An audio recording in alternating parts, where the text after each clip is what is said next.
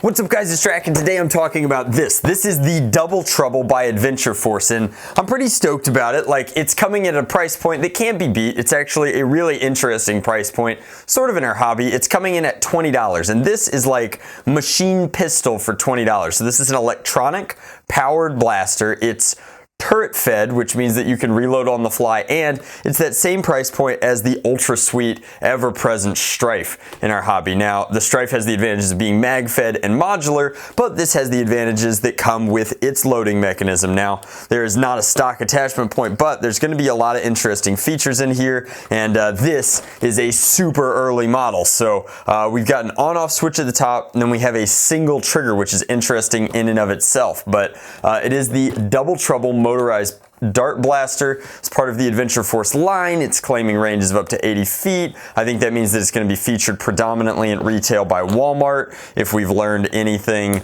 about how these Adventure Force blasters debut. And I'm going to beat you guys to the comments. Yes, my karambit needs sharpening very, very badly. And this guy has been locked in here pretty good. So it is going to ship with 20 of the... This is just cruising for a bruise in here. It's going to ship with 20 of the Adventure Force darts which have a unique waffle tip, but mine did not come with any of the Adventure Force darts. So I went ahead and decided that we would do-re-mi it and test its performance under adverse or war conditions with just a whole bunch. Okay, we finally got there with a whole bunch of different rounds. So we have here the blaster itself. Again, no actual darts to speak of, and I went ahead and preloaded our drum with some darts. Now they all have a pretty good fit, so this is clearly designed with 50 caliber foam in mind. It's holding the darts, but not so snugly that they're gonna have a hard time getting out of here. So that is important since it is a flywheeler. We want it to hold darts pretty well. We'll go ahead and load up all full lengths as well, but there's going to be some assembly required. We've got this interesting indexer right here. I'm assuming this is pretty stupid proof for us here, but our battery panel is on this side, and that's one of the slight downsides to this guy, is that this guy, as opposed to the Strife at its $20 price point, comes with some pretty heavy milliamp hours requirements, as it needs 6 AA's. Now maybe the extra voltage there is going to be responsible for increased performance with claims of up to 80 feet. Like, we're hoping that it hits a little bit harder than ye olde Strife, but let's go ahead and lock these bad boys in. We've got some brand new AA's so that we'll be sure to get a very fair baseline for performance out of this guy and lock it down. So batteries installed, single Phillips head screw, 20 darts in our drum style magazine, and we kind of have to figure out how we're going to tease this thing in. Were there instructions? I don't know. Oh, there's also a lock that's super funky. So nothing to it but to do it. Let's just see if we can't. All right, so that's not going on easily. No way. Wow. I thought this was an on-off switch. The on-off switch is hiding up here. This is in fact a turret drop. So in theory, you could reload a whole turret and then, ooh, that was snappy. That was good. Ready? One more time. Pow. All right, so we're just gonna take this guy, drop him open.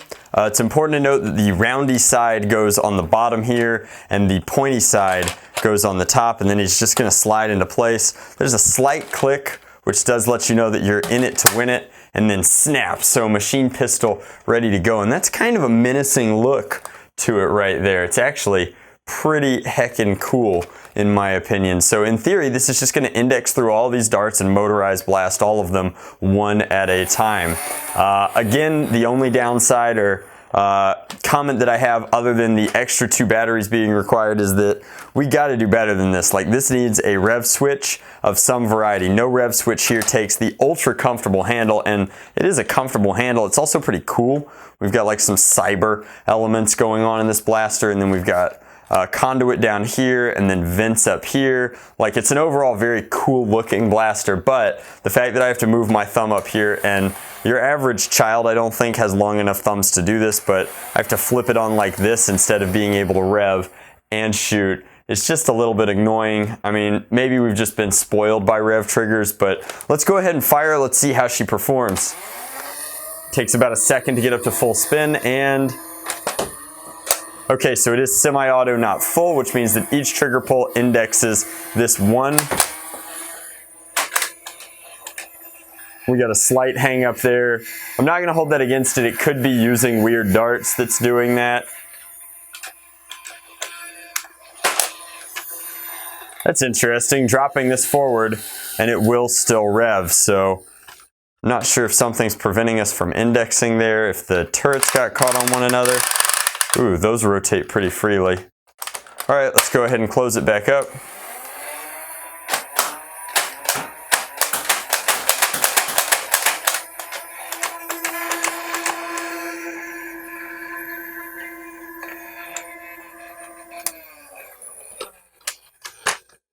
Man, so it does not like this dart. This is old school suction dart from somebody, and the suction dart is a little too tight for it, so it's not digging that. But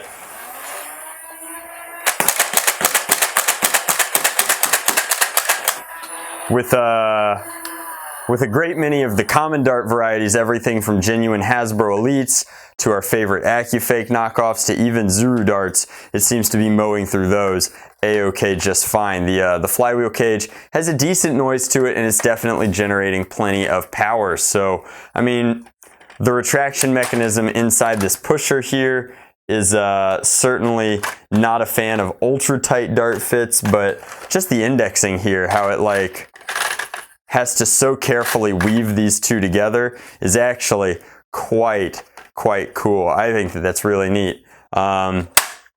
Let's go ahead and finish this guy off.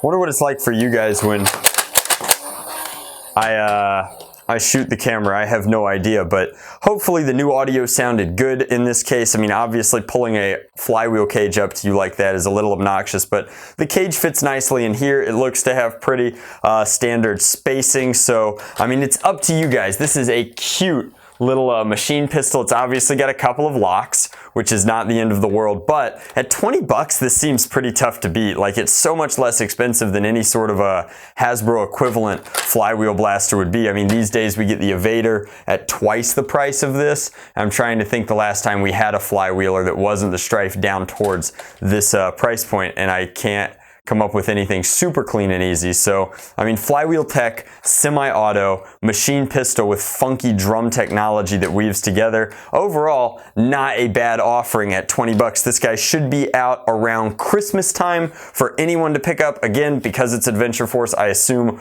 Walmart will have it, which means that I think Amazon and Target will get it as well, but maybe not as quick. That's all just my speculation. I don't know any of that. I just wanted to make this review video so that you guys would know this is coming out and it's something that you can expect pretty soon. I dig machine pistols, and in particular, I dig things that can hold their own against the Strife. I can't wait to find out what the flywheel geometry is like inside. And if you'd like to find out what the flywheel geometry is like inside in terms of like its motor and spacing and whatnot, I will make a modification guide for this blaster start to finish in a way that like I honestly don't do that often anymore, but this seems like an interesting one. It's quick, it's easy, I assume, to crack this guy open and take him up to like 120, 130 FPS. So all you have to do if you want to do that is like this video. As soon as we get to